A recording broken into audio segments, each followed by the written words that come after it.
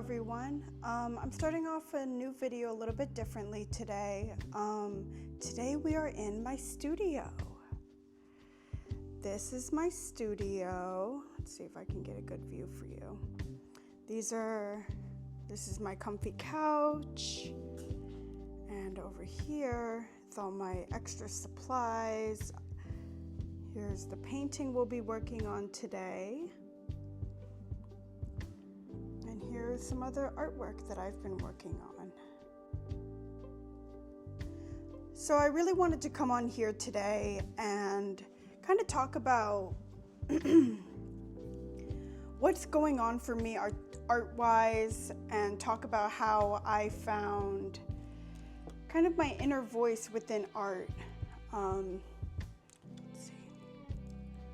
So I just wanted to come on here and say, thank you so much for viewing my last video, and I'm excited to show you what I have in store for now, where I have my studio.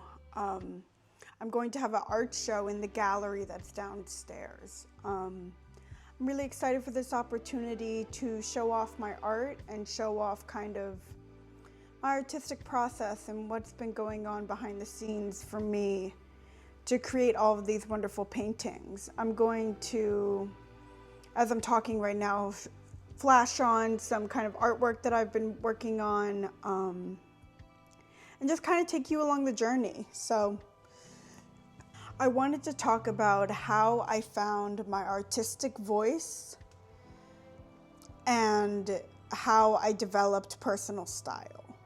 I think these are really kind of big flashy words in the art world, and I wanted to kind of shed light on the fact that at least for me, finding my artistic voice took a lot of introspection and thinking about what do I care about, what do I love, what's important to me, and making art that resonates with that. So I wanted to kind of break down my process a little bit and talk to you about what I've been doing to develop my art. One of the first things I wanted to say is when I used to make art before it was about me and before it was about my personal voice with my own kind of artistic kind of interest, I wanted to show you. These are some things I have on my studio walls. This is artwork that I've done just kind of for fun. And I wanted to spotlight this artwork because it's not really about me and it doesn't really have much connection towards me. But as you'll see in a moment, I'll start showing them on screen now.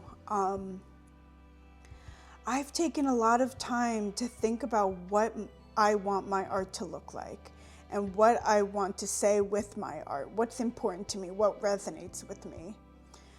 So a little bit about my background. I'm an Asian American adoptee, and a lot of my work is informed by my identity.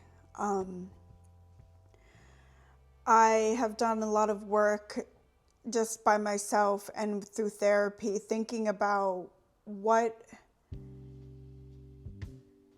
is important to me and what on my journey has informed how I see things today, and what can I celebrate that's from my personal identity. So I started by really thinking about what felt important to me. And for me, it was trying to feel prideful about who I was.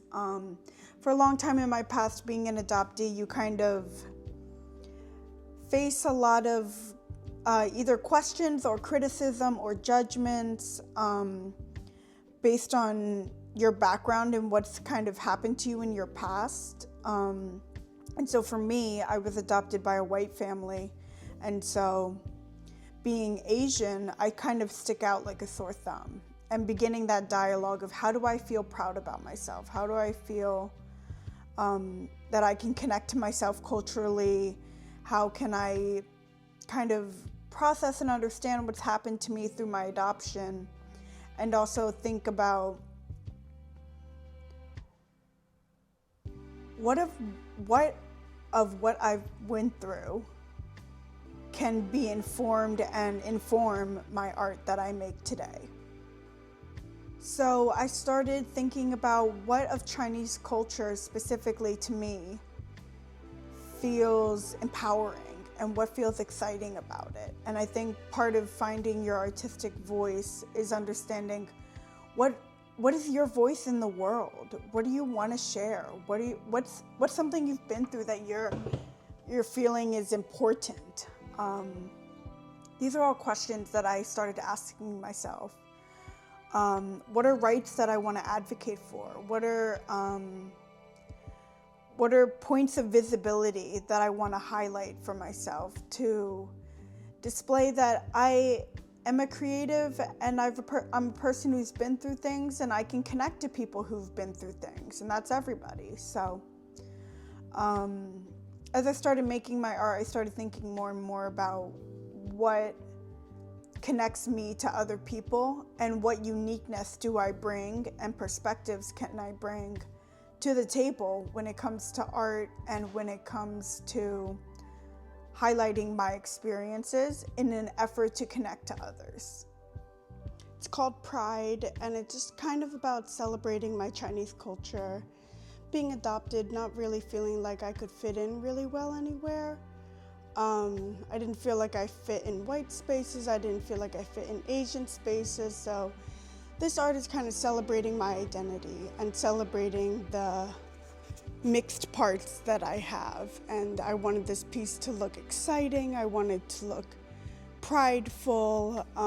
So yeah, I'll throw up some detail shots and we'll get on to the next painting.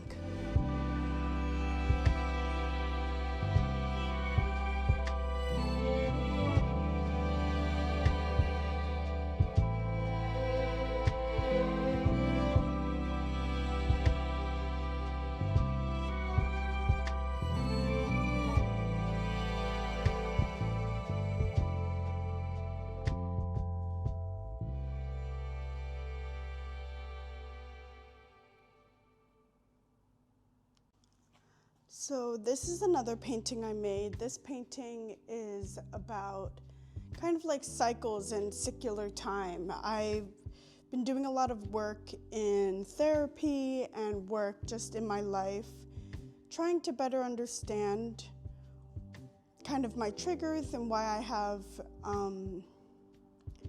reoccurring difficulties around certain topics or around certain moments in my life.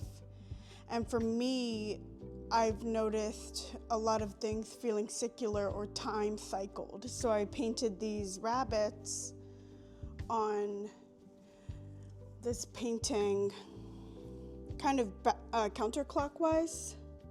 So they're kind of hopping in a counterclockwise motion.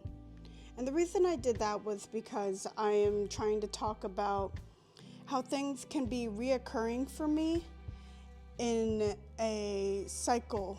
So like for me personally, springtime can be a little bit difficult for me. So I've taken time to reflect on why springtime feels significant and why in cycles and secular time, why that also feels significant. So this painting is about that. It's about re-encountering difficult things due to either a time or a season or a period where it was very difficult for me in the moment, and now secularly I have difficult time in those same time periods when that moment reoccurs. Painting is kind of about celebrating family and celebrating culture within family. I feel like that's something I've kind of lost as being an adoptee.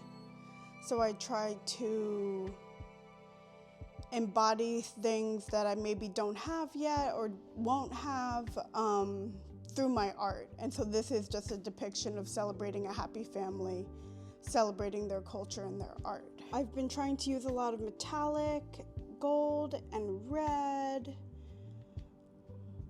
All right, so now that I've shown you a good bit about what I've been up to lately, I thought I'd bring you along the process of painting this.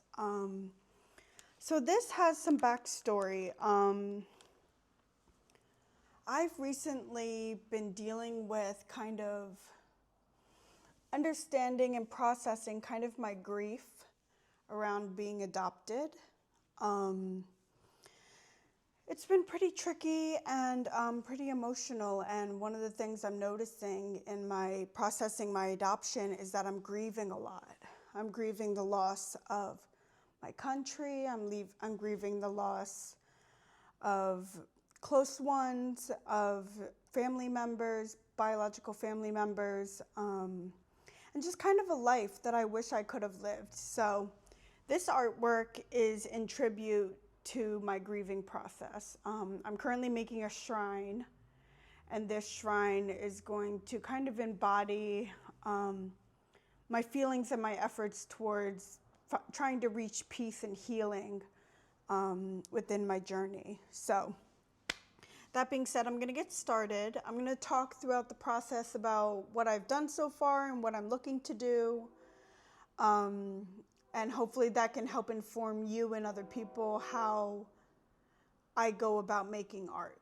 So I'll start off by just kind of explaining some things. So here, and here, I've put my Chinese last name given to me by my orphanage, and this is symbolic to me because it's reflecting back to my history in China. And so I've depicted 2 poles, and then I'm gonna make this kind of like the outdoorsy like kind of background.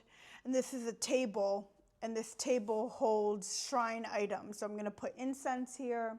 I'm gonna put vases here and vessels. I'm going to put just all kind of nature stuff in the background, and it's kind of going to be a tribute towards what I've kind of lost in the process of being adopted. All right, so let me get that started. Let's see, what am I going to use? I'm going to start with the sky, so I'm going to do some blue. And I'm going to add some white. Okay, I'm going to turn this way so I can see all my work.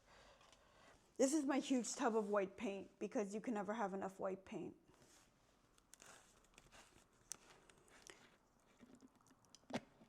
So yeah, I just thought a lot of what I've been doing in my art is in efforts to kind of heal and find confidence within who I am, what I've been through, and what I'm going through. So making art has been the vessel to allow me to heal, reflect, contemplate, plan, everything around my adoption. It's really unlocked this new channel for me of self-expression that I didn't think I'd ever make. When I used to make art, like I showed you a little bit earlier ago, I used to make art about nothing, like just pretty things, and that felt like enough to me.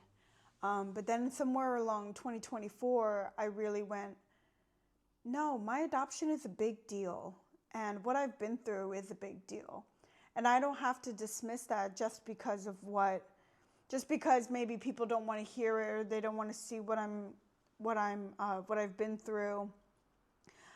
I have an experience as a human, and my experience deserves sharing, just like everybody else's. So I kind of dismantled that original thought that I had, that things needed to be a certain way, or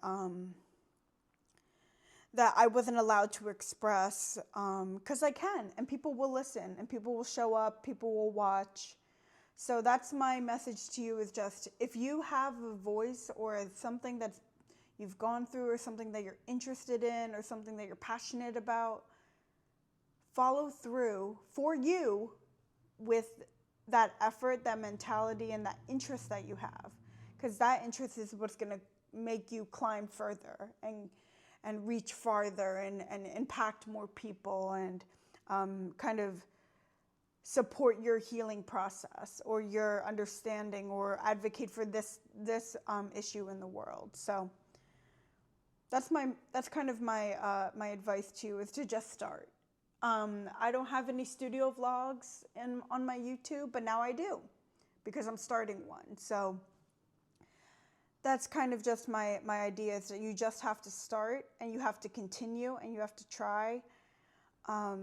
And that's all you need. Those are the recipes to success. The recipes to success are not, oh, what connections do I have? Oh, how much money do I have? What can I, it's really about what can I create with what I have, and how can I find and reach others and connect to them with that.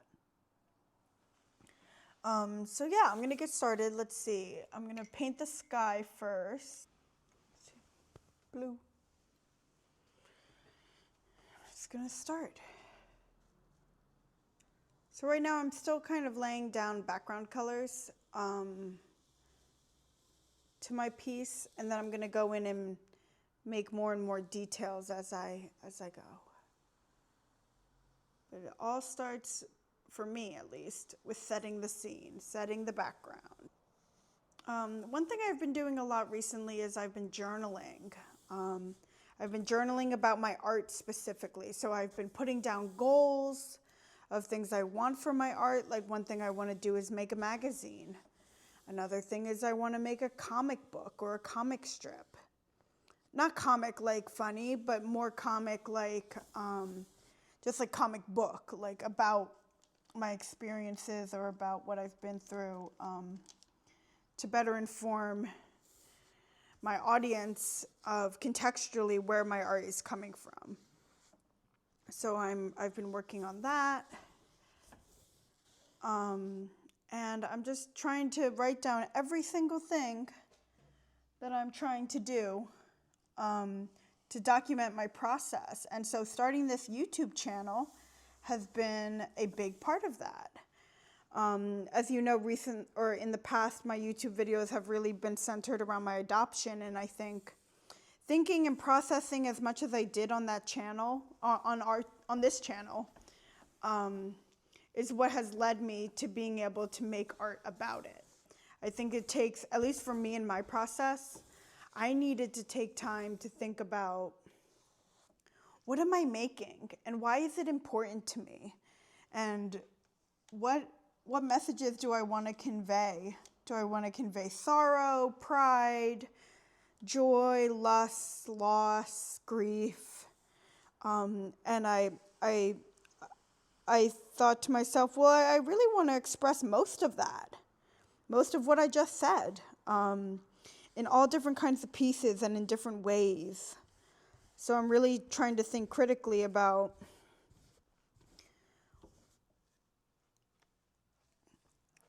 what do I bring to the table, and what can my experiences do to help others connect, to help others process, and to help others heal. And that's really what my goal is with this art, is what can I make to help people connect, process, and heal from their own experiences. I'm really hoping to remind myself and remember that during my solo show that I have coming up, to kind of talk about what's next for me and what I'm interested in. I really want to have a bigger gallery show. I know that's ambitious to say because I haven't even had my first gallery show, but I want to have my show in an even bigger space because I already have more canvases and more paintings than I have room for in the space where my show is currently, my upcoming show. So I want to just like keep thinking about the next thing. How can I upgrade? How can I elevate what I'm doing now to make it shine even brighter for the next time? And that's just kind of where I'm at right now. I've decided I want to monetize my YouTube. I've decided I want to grow as a YouTuber. And so that doesn't happen if I don't get in this studio and record. So that's what I'm doing now. And I'm putting effort and time into my art so that things can unfold for me later. I'm investing in my art and in the process.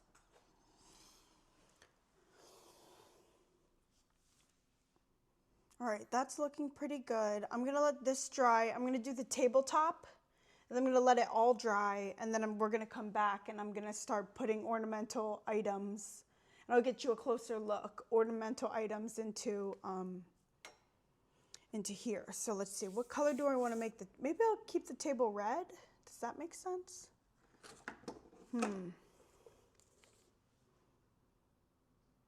Yeah, I think I'll keep the table red. I'm just gonna go over another layer of red onto this table. So I'm gonna get a new brush and we're gonna go in with the red. Red is my favorite color and you'll see it a lot in my art. I've really connected with red since I was a young girl. And red being kind of the national color and symbol for China as prosperity and hope and good fortune. Red really resonates with me. I also love wearing red. I feel like I look good in red. So just like small things like that like contribute to my choices in art happen constantly. And that's how my style develops. My style develops through my interest and through what resonates with me. That's like the biggest thing is like, can I have alignment within my art about what resonates with me, what's important to me, and what I want to share with the world? Those are like the big core questions that develop my voice. And the things that develop my style are things closely informed to what I want to talk about and what I want to share within my art.